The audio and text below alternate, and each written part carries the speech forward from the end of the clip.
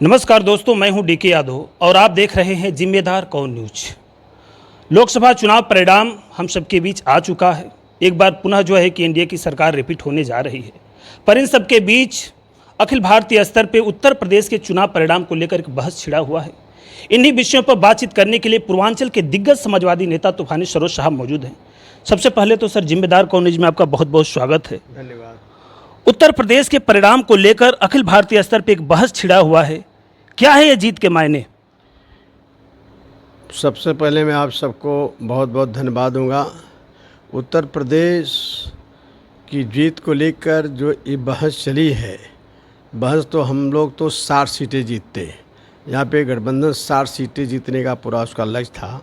कहीं न कुछ थोड़े बहुत कम वोटों से हमारे 8-10 सीटें हम हार गए। जो है उत्तर प्रदेश में जनता ने पीडीए का जो नारा दिया राष्ट्रीय अध्यक्ष ने, उस नारे को मजबूती से एक्सेप्ट किया और डे बाय डे जैसे जैसे कार्यक्रम चुनाव के चलते रहे, वैसे वैसे पीडी की कतार बढ़ती गई, लोग उससे जुड़ते गए।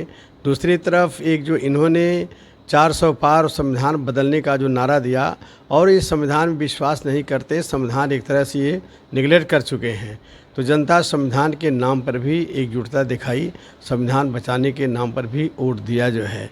और ये जो सरकार इनकी बन रही है केंद्र में, जो है ये जो गठजोड़ मिला करके बना रहे हैं, लेकिन जनता ने साफ साफ संदेश दे दिया है कि तुम अगर संविधान बदलने की कोशिश करोगे तो तुम मिटा दिए जाओगे। जो है संविधान बदलने का प्रयास करेंगे तो मिटा दिए जाएंगे। जीत का सीधा सीधा श्रेय दे रहे हैं कि पीडीए का एक तरीके से जो सोशल इंजीनियरिंग अखिलेश यादव ने किया था वह एनडीए पर भारी पड़ा। सर, 80 सीट जीतने का दम भरने वाली भारतीय जनता पार्टी अपने राम लला के गृह जनपद में ही, अयोध्या में ही हार गई। जैसा कि लल्लू सिंह ने एक बयान दिया, काफ़ी सोशल मीडिया पर चर्चा में रहा कि हमें 400 सीटें दीजिए ताकि हम संविधान को परिवर्तित कर सकें। आप ही के समाज के अवधेश कुमार पासी ने उनको जो है कि प्रचंड बहुमत से हराने का एक तरीके से एक ख्याति प्राप्त किया है। इसको लेकर आपका क्या विचार?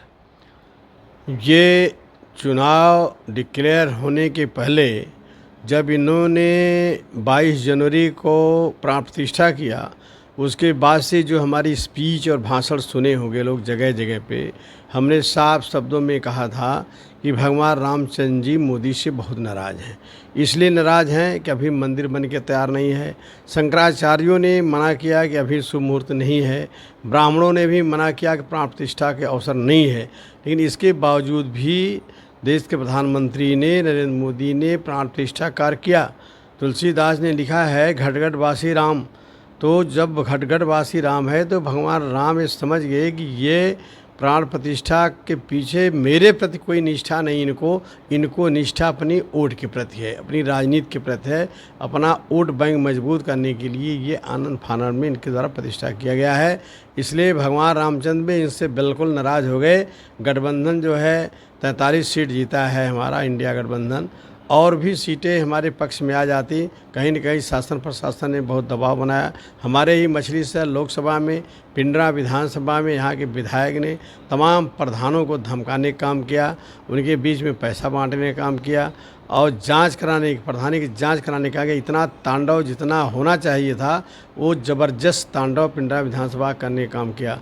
इसके बावजूद भी जनता ने काफ़ी समर्थन और सहयोग हमको दिया। इसके लिए मैं पिंडरा विधानसभा को और पूरे मछली शहर लोकसभा को बहुत बहुत धन्यवाद देता हूँ। बहुत बहुत धन्यवाद दे रहे हैं मछली सभा लोकसभा के देवतुल्य जनता को। सर, एक प्रश्न होगा, निजी तौर पे एक पिता भी हैं, एक राजनीति का बहुत लंबा अनुभव है।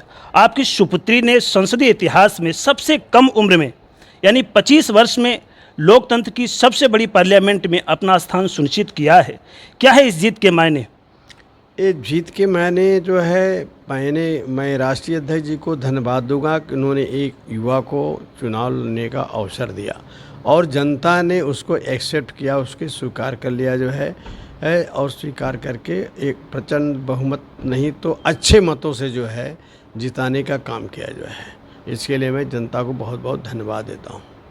जनता को बहुत बहुत धन्यवाद देता हूँ। सर, एक प्रश्न, सोशल इंजीनियरिंग की बात करने वाली भारतीय जनता पार्टी के चाणक्य अमित शाह ने जो एक तरीके से राजनीति का विषाद पूर्वांचल में बिछाया था, उन्हीं के सहयोगी ओम प्रकाश राजभर और संजय निषाद उनको प्रतिनिधित्व दिया, लेकिन प्रतिफल अनुकूल न होने की वजह से चुनाव से पहले तो मैंने देखा कि जिस तरीके से ओम प्रकाश राजभर के सुपुत्र को जगह जगह जो है कि माफ़ीनामा का एक तरीके से कार्यक्रम चला रहे थे और उनसे माफिया मंगवा रहे थे, और परिणाम प्रतिकूल न होने की वजह से आज कल एनडीए की बैठक थी उसमें नहीं बुलाया गया। क्या उनके समाज का ये अपमान नहीं है? अब ये मान अपमान सम्मान ओम प्रकाश के लिए कुछ है ही नहीं है। वो कोई बात कह देते हैं फिर खिंचते हंस देते हैं।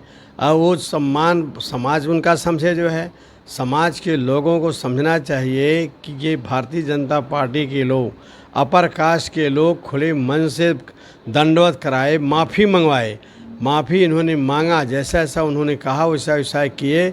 माफ़ी मांगने के बावजूद भी वहाँ के सवर्णों ने इनको माफ़ नहीं किया, इनके खिलाफ वोट करके इनको जिताने, इनको हराने का काम किया है।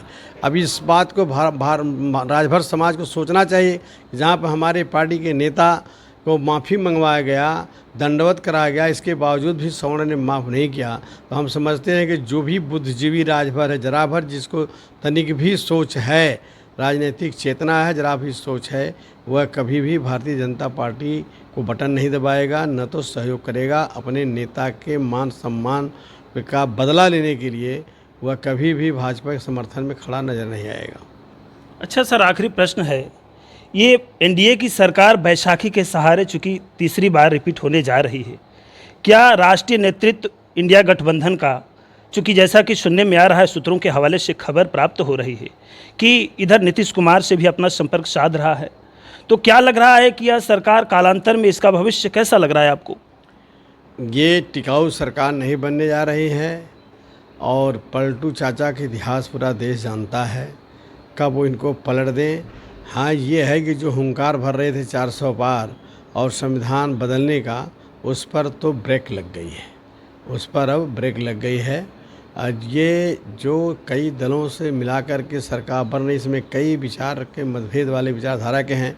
चंद्रबाबू नायडू इसमें उनका बहुमत हो गया है, वो आंध्र प्रदेश में सरकार बनने जा रहे हैं। इसके बावजूद भी भारतीय जनता पार्टी से इनके रिश्ते जो है बहुत तल्ख रहे हैं, क्योंकि भारतीय जनता पार्टी ने जांच करा करके उनको जेल के अंदर डलवाने का भी काम किया था। इसलिए सरकार कब तक चलेगी कुछ कहा नहीं जा सकता। सरकार कब तक चलेगी कुछ कहा नहीं जा सकता है। सर, आखिरी प्रश्न मेरा यह होगा कि जिस तरीके से उत्तर प्रदेश में अखिलेश यादव ने अपनी सोशल इंजीनियरिंग से माननीय मुलायम सिंह यादव का भी रिकॉर्ड तोड़ने का एक तरीके से गौरव प्राप्त कर लिया है, तो क्या 2027 में बुलडोजर बाबा की सरकार का भविष्य कैसा देख रहे हैं? ये 2027 में जाएंगे, इसमें कोई दो राय नहीं है। पूरी जनता ऊब चुकी है इनके बुलडोजर नीति से, इनके जात पात के नीति से, भेदभाव बोझ से। अब इनका राम मुद्दा ही फेल हो गया। राम मुद्दा सबसे बड़ा मुद्दा था जो है इनका, और राममय कर रहे थे। राम के नाम पे इन्होंने अरबों रुपया खर्च किया अयोध्या में, अरबों रुपया खर्च किया, पूरे देश में एक मैसेज जाएगा। लेकिन अयोध्या की ही सीट के चुनाव हार गए जो है।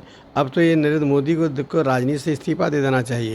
ये जो बहुत बड़ा मुद्दा उठाया राम का, क्या क्या ना इन्होंने किया, और जो है चुनाव अयोध्या में हार गए। अयोध्या में हारना बहुत बड़ी बात है, अयोध्या की सीट को हारना बहुत बड़ी बात है।